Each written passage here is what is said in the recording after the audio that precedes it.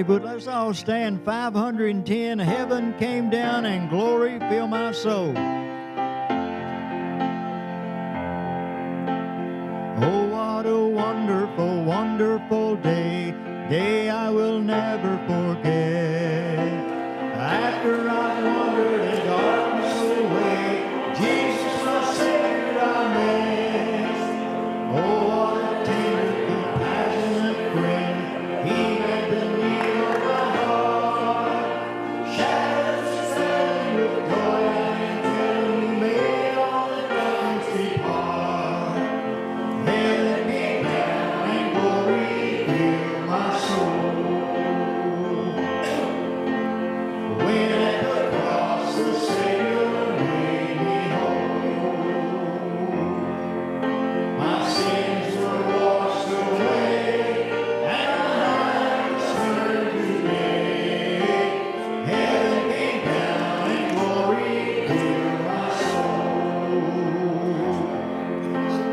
Born of the Spirit with life from above, into God's family divine, justified fully through power of His blood.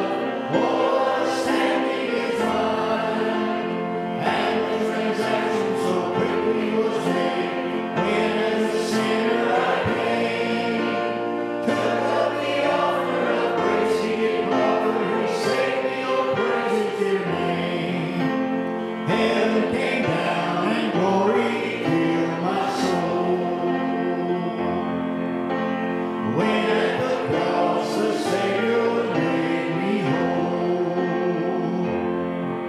my sins were washed away, and my night was turned to day. Heaven came down and glory filled my soul. Now I hope that will surely endure after the passing of time.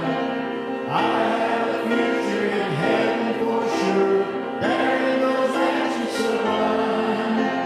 And it's because of that wonderful day, when at the cross I believe, riches eternal and blessings supernal from His precious hand I receive. Heaven came down and glory filled my soul. When at the cross the Savior made me whole,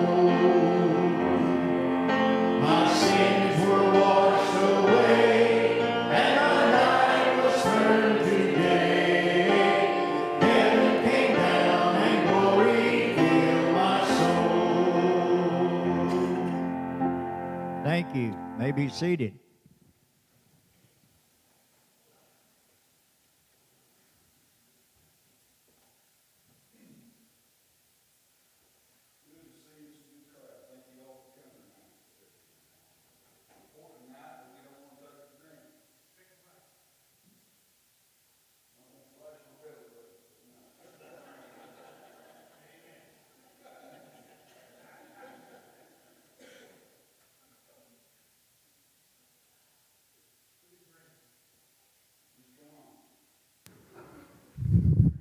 And I don't have any lint in my belly button, if you're wondering. Now, that was more funny than what reaction I got. Man, you all going to have to loosen up.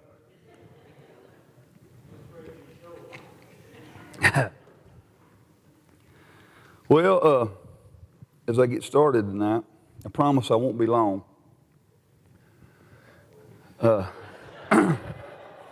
I'm a little hoarse, so you got that going in your favor, but I think I got enough gas in the tank maybe to get through this. But first, we got a little situation we need to discuss, maybe put him on the prayer list even. Marilyn called me today, and she was concerned about Charles. And she said that he called her at work today. Said, honey, you need to come home. Well, what's the matter, Charles? I'm perplexed. I just bought a jigsaw puzzle. I can't put it together, and my blood pressure's through the roof, and I just don't know how much more I can take. Well, Marilyn, being the calm person that she is, she said, well, honey, what kind of jigsaw puzzle did you buy? And he said, well, it's the one with a tiger on it. The box has a tiger on it. Well, I'll finish up at the office here, and I'll head home, and we'll work this out together. Well, when she got home, she walked in the kitchen, she looked at the box, and sure enough, there was a tiger on it. And she looked at the mess that Charles had made on the kitchen table. She thought for a minute, she looked at him and said, Charles, scrape up the Frosted Flakes, put them in the box, and we'll eat them later.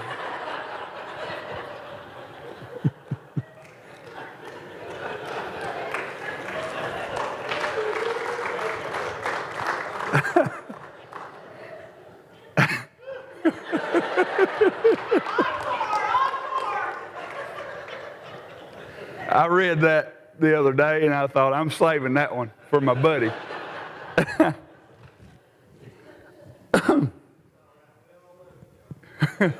We do.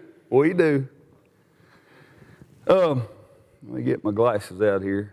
I'm looking a little blurry down on the notes. In Northern Virginia in 1750, a woman's scream suddenly startled a group of surveyors at a lunch that they were having in the nearby woods. The men ran in the direction of the scream. One of the first to get there was a young 18-year-old boy. The woman yelled out, "Please tell them to let me go. My boy is drowning. I need to save him."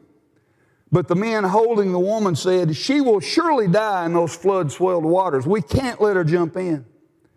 Without hesitation, the 18-year-old took off his shoes. He spotted the troubled lad in the water, and he dove in. "Thank God he will save my baby," said the mother. After what seemed like an eternity, the brave young man reached the boy, lifted him up in his arm, and began to swim toward the shoreline from which he came. As the two moved past the most difficult portion of water, a log floating in the water hit the two men and interrupted their momentum. They then moved farther downstream, out of sight, and over a nearby waterfall. Horror for a few minutes. Then the mother shouted, "There they are! They're safe!" Finally, the two boys reached the shore. Friends went to greet them.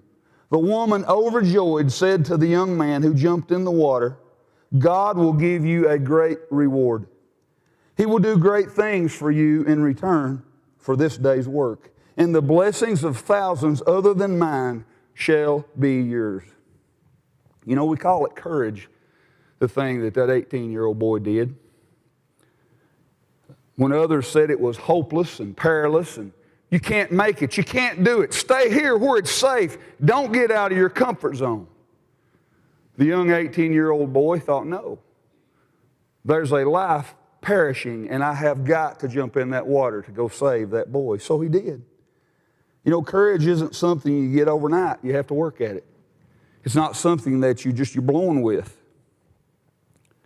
But that woman's well-wishing on that boy that saved her son came true.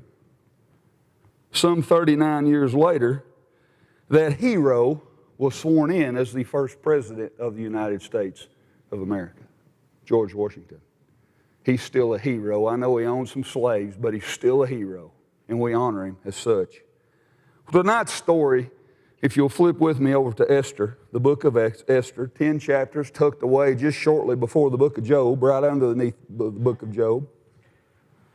We're going to read about a lady who had courage and some people around her that had courage. And I'll be really fast.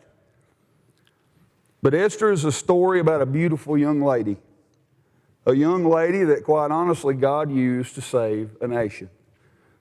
The story takes place, I believe, about 480 years before the birth of Christ, under the rule of King Xerxes. Now, I'll tell you a little bit about Esther. Her mother and father had died at a very young age, and her cousin, by the name of Mordecai, was a godly man, a God-fearing man, a man that taught faith in his home. Well, this man named Mordecai raised Esther. Well, the reason that Esther was able to be catapulted into this story in King Xerxes, he was having a party. It was because as with most kings, he was a prideful man, and he wanted everyone to come around and tell him how awesome that he was. So he decided, okay, we're going to celebrate all that we have in Persia, and we're going to bring all 127 provinces in, and we're going to have a big celebration. And we're not going to cut corners either. The glasses were gold. Everything that the kingdom had, the finest that had to offer, it was offered that night. So King Xerxes had a huge feast. Well, he wanted to bring out his queen by the name of Vashti. But we don't know, the Bible doesn't really dwell on Vashti all that much, just indicates that she didn't want to come. So he wanted to bring her out to show her off. Maybe she was bashful, maybe she was sick, maybe she just said, I don't want to be showed off. I don't know, but she refused the king's order, so this didn't sit well with Xerxes. So what did he do? He consulted with his counselors, and they said, put her away. Now, I don't really know what put her away means. I think she, at the very minimum, was fired as a queen. She might have even been killed. I didn't put a lot of study and time into that, but the Bible's very clear that he put her away. So then he had this big beauty pageant to replace Queen Vashti. So after months and months of makeup and clothing and parading and all this stuff, finally Esther was chosen as the queen. Now Xerxes had a lot of wives and other queens, but Esther was the one we're talking about here. Esther was the one that saved the nation. Now you ask, how did she do it? Well, Esther was a Jew, and again, Mordecai, her cousin, was a Jew.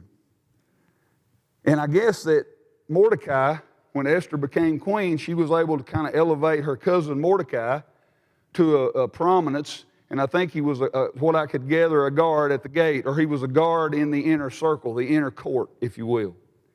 And Mordecai gained some favor with King Xerxes because he was able to develop, or at least he was able to get information about a plot to kill the king. A couple of the men were upset the way the king was leading. They were going to kill him, overtake his throne. Mordecai heard about this. He told Esther. Esther told the king Xerxes. The two men were beheaded or hung or whatever. They were killed. And Mordecai was a hero. He had gained favor with the king. Well, fast forward, a man by the name of Haman developed on the scene. And he was a very close confidant of King Xerxes. Well, the thing about Haman, he was in that inner circle, that command staff, if you will, and he had a lot of pride too. He had a lot of pride. So much pride that when he walked by, he expected people to bow down to him. Well, one day he walked by Mordecai, and Mordecai didn't bow. Because Mordecai was raised, I don't bow to any man, I only bow to God. And he withheld that standard even when he was tested, even when he was tried. The Bible makes reason that the people around Mordecai were like, hey, why don't you just bow and let him walk on by? And Mordecai was like, no, I'm not going to do that. I bow to no man but God. Well, this caused hate to develop in Haman's heart. And many of you know this story, but stay with me. And we'll join up here in just a few minutes in the book of Esther. Well, Haman developed hatred toward Mordecai. And not only Mordecai, but he developed hatred for all the Jews. So much so that he went to Xerxes and he developed a plan. I want to kill all the Jews. Now, he didn't really say the Jews initially. He kind of warmed up to it. And the way that he warmed up to it, he said, a certain people scattered abroad. Their culture, their customs are not of ours, king, and we need to exterminate these people. Now, I'm paraphrasing a little bit, but stay with me. So the king bought in. He was struggling a little bit, I take it. But then all of a sudden, Haman come up with 10,000 large sacks of silver. So King Xerxes might have been struggling with doing it, but boy, when the money put on the table, Xerxes is like, okay, I'm going to issue a decree, and in so many days from now, we're going to exterminate all the Jews. We're going to kill all the Jews, both young and old. See, Haman was a hungry, power-hungry villain. He wanted all the Jews dead, and he reinforced his plea by bribing Xerxes with 10,000 large bags of silver. Now, Mordecai was a man of strong faith. Now, obviously, if I've been reading, we're in South Africa, that there's been a somewhat of a decree issued to kill white people. If there was such a decree issued in Rockcastle County to kill all white men, all us white men, we'd probably get a little nervous. We'd probably start praying. We'd probably be like, ooh, I'm a little scared about this. I don't want people to come and kill me just because of my color or because of my belief. So Mordecai began to pray, and he began to fast, especially when he heard the king's decree, all Jews, both young and old. So Queen Esther had heard about Mordecai being so upset. Now, obviously, he didn't have the direct line of communication because she was now in the hierarchy and he couldn't just run to her anytime he wanted to. But Queen Esther heard the problem. She heard that Mordecai was deeply bothered, and I need to know, why is he bothered? So she sent some of her messengers to go find Mordecai. And we'll pick up in Esther chapter 4, beginning in verse 1, and we'll read the first 14 verses about this historic event. Esther 4, verse 1. When Mordecai perceived all that was done, Mordecai rent his clothes and put on sackcloth with ashes and went out into the midst of the city and cried with a loud and bitter cry. He was praying, he was fasting, he was entering into a worship cycle. Verse 2, and came even before the king's gate, for none might enter into the king's gate clothed with sackcloth. And in every province, whithersoever the king's commandment and his decree came, there was a great mourning among the Jews, and fasting, and weeping, and wailing, and many lay in sackcloth and ashes. Verse 4. So Esther's maids and her chamberlains came and told it her. Then was the queen exceedingly grieved, and she sent raiment to clothe Mordecai, and to take away his sackcloth from him, but he received it not.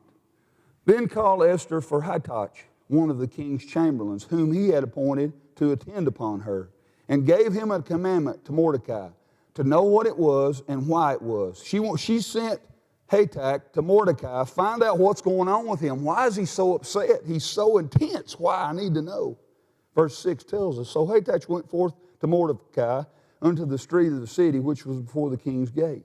And Mordecai told him of all that had happened unto him, and of the sum of money that Haman had promised to pay to the king's treasuries for the Jews to destroy them.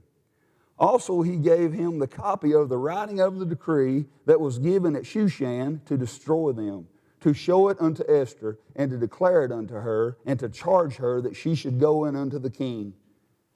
Now this is a very dangerous lifestyle, okay? You don't just go see the king. Now I know you think, well, she's the queen, sure she can. Sorry, feminism wasn't real popular in these days. You go before the king unannounced, there's a good chance you get your head chopped off or you'll get hung. Sorry, ladies, that's just the way that it was during this time in history. So she was hesitant. She wasn't just going to offer up and say, well, I'm going to go straight to the king about this. Didn't happen. Verse 9, and Hathach came and told Esther the words of Mordecai. Again, Esther spake unto Hathach and gave him commandment unto Mordecai. All the king's servants and the people of the king's provinces do know that whosoever, whether man or woman, shall come unto the king into the inner court, who is not called, there is one law of his to put him to death, except such to whom the king shall hold out the golden scepter, that he may live. But I have not been called to come into the king these 30 days. Now she's saying, I ain't seen my husband in 30 days, so I don't feel real comfortable just happening in there to discuss with him a decree that he's made, especially when that decree was assisted by one of his most closest confidants. Verse 12, and they told to Mordecai Esther's words. Then Mordecai commanded to answer Esther. And he's telling her this, and listen up, church. Think not with thyself that thou shalt escape in the king's house more than all the Jews. Miss Esther, Cousin Esther, you're a Jew too, and it's only a matter of time until he comes after you. Your bloodline will be killed off as well. For if thou altogether, verse 14, let's don't miss this. For if thou altogether holdest thy peace at this time, if you keep quiet, if you're bashful, if you're scared, if you refuse to get involved, if you sit on the sidelines, that's what he's saying here. For if thou altogether holdest thy peace at this time, then shall their enlargement and deliverance arise to the Jews from another place. But thou and thy father's house shall be destroyed. But thou and thy father's house, your bloodline, will be destroyed. And who knoweth whether thou art come to the kingdom for such a time as this? For such a time as this. You know, I said it wasn't healthy approaching the king at your leisure, especially to challenge the decree of his most closest confidant. But you see, Esther had this same faith. Now, even though she was hesitant, even though she was rationalizing in her mind, I don't need to approach the king. I know he's my husband, but I've not seen him for 30 days, and I just don't feel comfortable walking into his court unannounced to complain about the way he's ruling things. But then I feel like what changed it was verse 14. And who knoweth whether thou art come to the kingdom for such a time as this? Now, what's he saying there? He's saying God has placed you in a position of influence. God has placed you where you can help. God has placed you where you have the ear of the king. God has placed you in a situation where you can jump in and help out people who are in harm's way. She struggled a little bit at first, didn't she? She started to rationalize in her mind, no, I don't think I want to do this. I don't think I need to do this. I don't know. It sounds kind of scary. And who knoweth whether thou art come to the kingdom for such a time as this? So she began to pray and fast, the Bible tells us. And she commanded those around her, those that she had influence over, to pray and to fast. Charles Stanley says, when you fight your battles on your knees, you win every time. So it was at that point that the pieces started to fall, the puzzle pieces started to fall into place.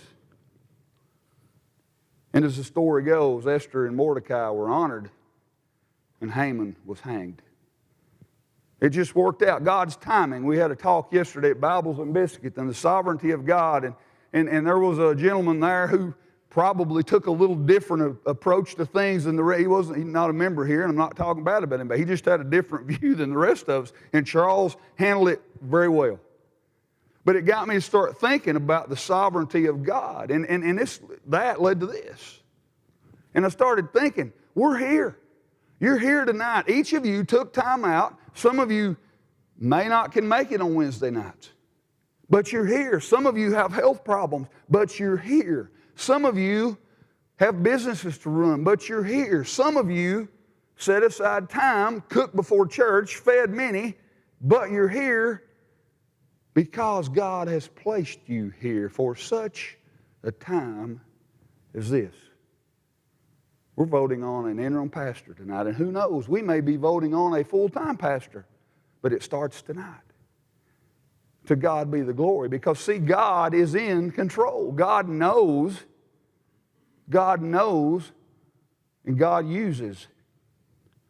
And it's important that we know that God's timing is always right. We may not understand it. One of the saddest moments, and I hadn't really heard this song very much. Pardon me just for a second. I'd heard it, but it hadn't resonated with me until the setting in which I heard it. But Logan Medlock was a police officer in London, Kentucky, and I trained Logan when I was working at DOCJT. A DUI ran over him, just ran across the center line and took him out. Killed him. He left behind a wife and a young son. And I went to Logan's funeral. Very sad, as you can imagine. I mean, they're just sad occasions, especially when there's youngsters involved and kids and who will never see their daddy again. And I sat in that church that day, and the preacher got up and he started, and he said, "The family has asked me to sing Farther Along." And if you read the lyrics of that song, it will impact your heart, because it plainly states we don't understand. We don't always get it, but farther along we will. And at the breaks of that song, I could hear that little boy wailing, crying, never going to see his daddy again on this earth. Farther along, we'll understand. Farther along, we'll know why. So we don't know. But understand this, church. Hear me and hear me well. God has placed you here for a reason. And we need you. We need you. I challenged you at the beginning when Brother Travis left. We got to stay together. We got to stay intact. We got to stay motivated. And we've done that. And I commend you. In many ways, I think we're stronger now than we were. We've unified. We've come together. We love each other. I brag on your sweet spirit all the time. God bless you for that. But we cannot quit now. Yeah, we're getting a man to come in and mentor us and preach to us on a routine basis. Yeah, we're getting a man to come in and spiritually feed us. But there's no time to take the foot off the gas for such a time as this. Now, how does this apply? Let me tell you. We need van drivers. We don't just need one. We need teams of two. So my plea to you is, pray about it. When you first hear me, you're kind of like Queen Esther. Ooh, I don't know about that. That's not too healthy. I'm going to get home late. I'm going to have to put up with a bunch of mouthy kids. I just don't know about that, Brother Darren. I don't know about that. Or you could be like George Washington, take your shoes off, your shirt off, and jump in the water. Because kids need saving. Stephen will tell you there are plenty of kids that want to come to church. And Mommy and Daddy won't bring them. Now, I know. Well, shame on Mommy and Daddy. That's right, shame on Mommy and Daddy. But we can't get caught up in chastising Mommy and Daddy.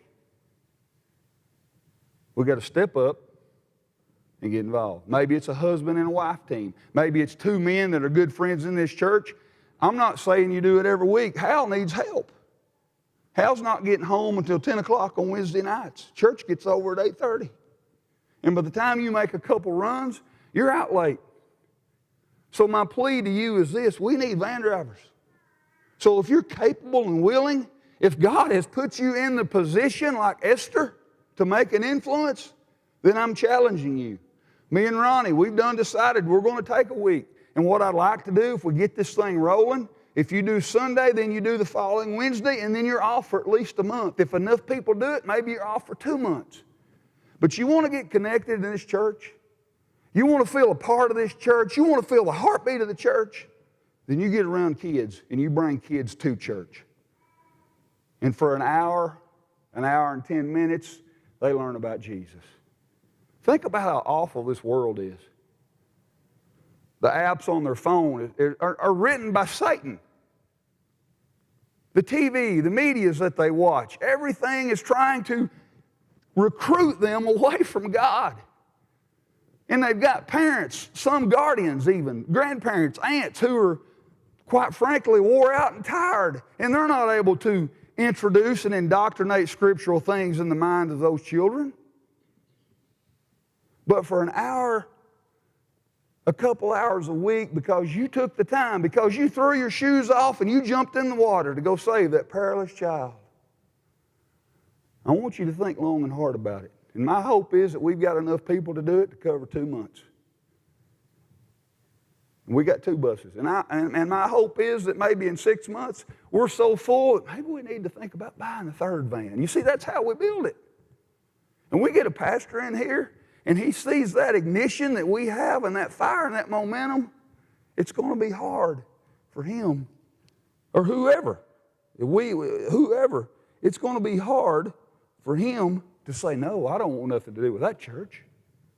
They're going to see a heartbeat. You see pastors that are out there, people that we're desiring to seek, they're looking at us as much as we're looking at them.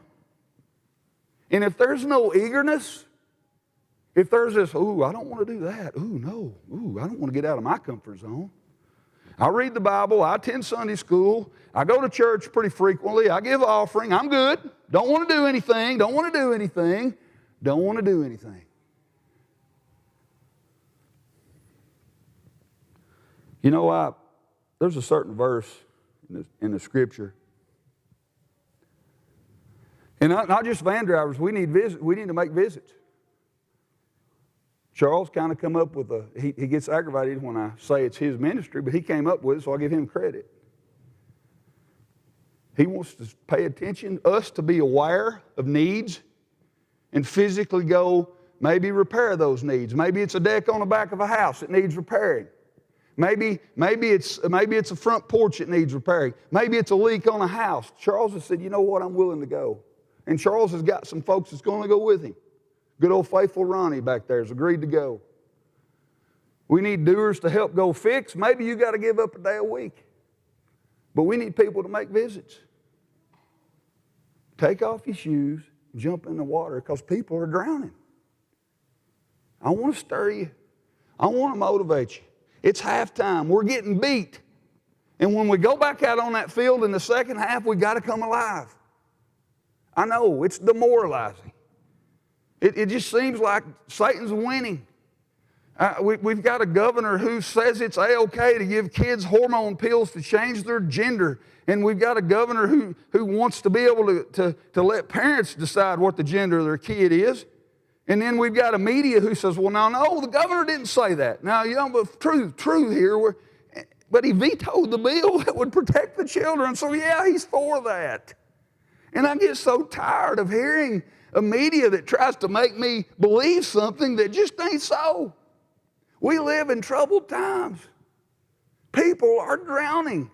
And we don't have to go to the Dominican, God bless them. We don't have to go to wherever, God bless them. We've got people right here that are drowning.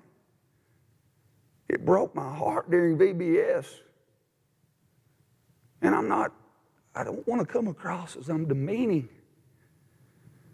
But when I would drop some of these little babies off and I would watch what they have to go home to, they're drowning. And this is a good church. You all are good, rock-solid people.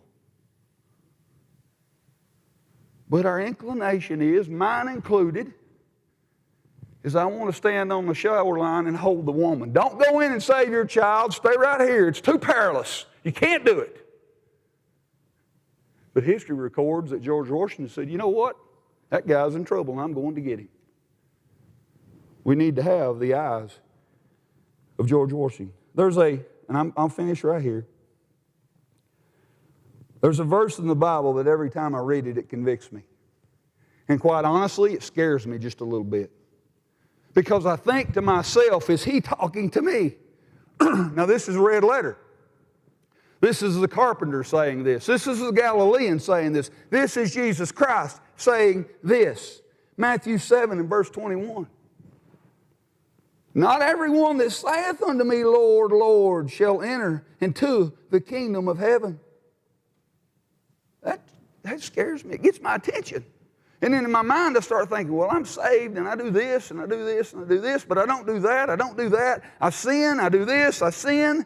I cause other people to sin. I have a bad attitude, and it's a wrestling match in my mind. It's God talking to me right there. But what does the Galilean say? But he that doeth. That he that doeth. He that doeth. He that doeth. The story is told of a church that wanted to construct a new building. Inquiring around as to who could do the various jobs, they were given the name of a certain man. The officials called the man, asked him if he could do the job, and settle on a price. When the man showed up to start his portion of the work, he met the minister. The minister remembered the man to be knowledgeable in the Bible, and his confidence only grew in the man as he talked to him. This gave the church leaders great confidence in this man. After he finished the first portion of his particular job, he gave the bill to the church. The bill was considerably higher than the agreed amount, but the church didn't say anything. They went ahead and paid the bill, and they thought, well, it was for part of the labor that was to be done in the future. Okay. When it came time to call the man to come back, it took several calls to get him to respond. He even held up the progress of the other workers. Finally, he came. He worked very slowly. Fortunately, the other contractors were able to work around him. During the second visit, the minister learned that the man was a Sunday school teacher at the church that he attended. Several weeks later, the church had decided on an opening day for their building. Finishing touches were needed on the building, so they started calling the man to come back and finish his work. They called several times, and each time the man said he would come the following day, and each time he didn't show up. After a few weeks of no-show and postponing the opening day, the church hired another man. This man showed up when he said he would. He was tatted up, he looked a little intimidating, he smoked like a freight train, and he even used some rough language. The second man didn't know much about the Bible, and he didn't teach a Sunday school class. But he finished his work in a timely manner. He even worked overtime to make sure that the church got done on the date that they wanted to get done. And when he was done, he gave a very reasonable bill to the church.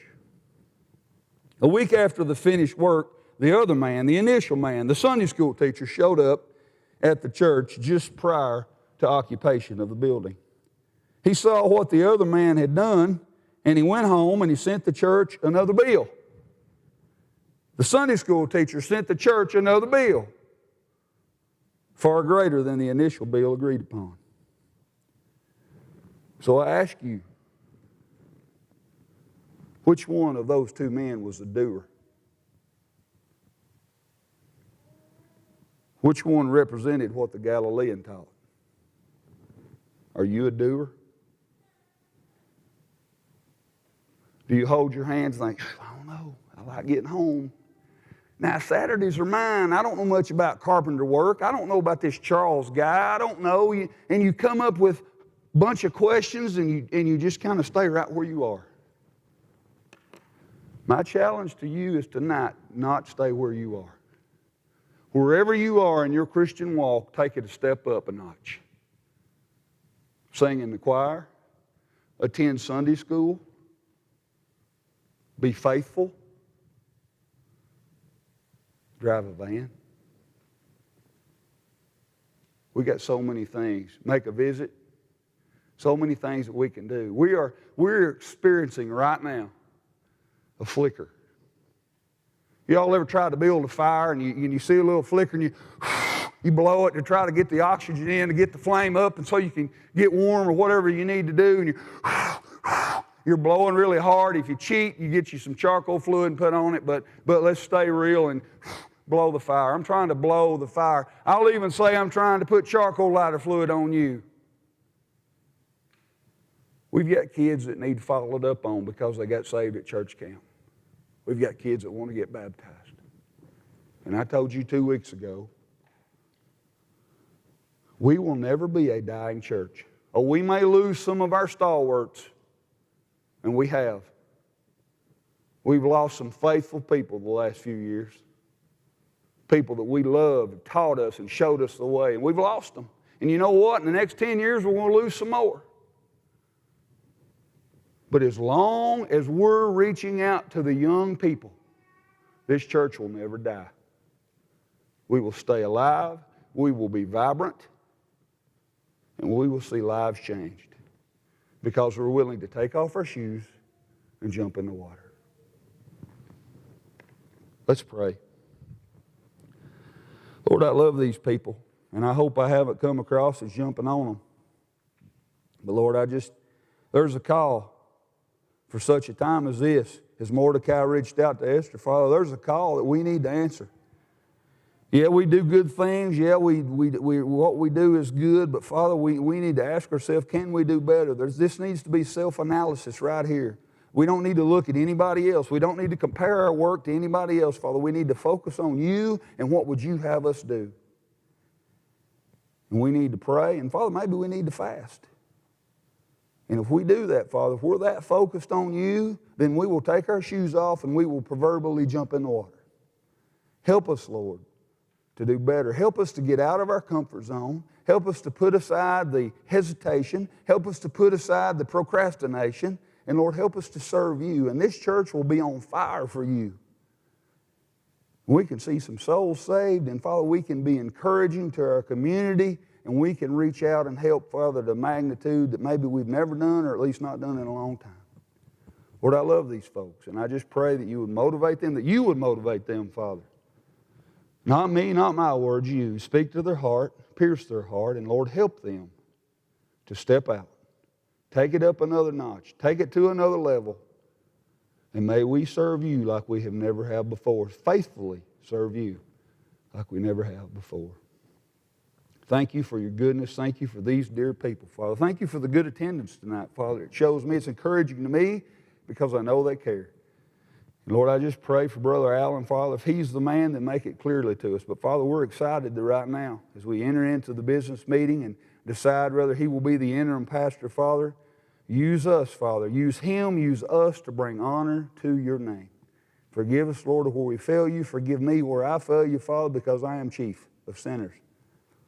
And I ask your forgiveness, Father, of my sins. Direct us and guide us, and may everything we do bring honor to you. We ask this in your name. Amen. Thank y'all.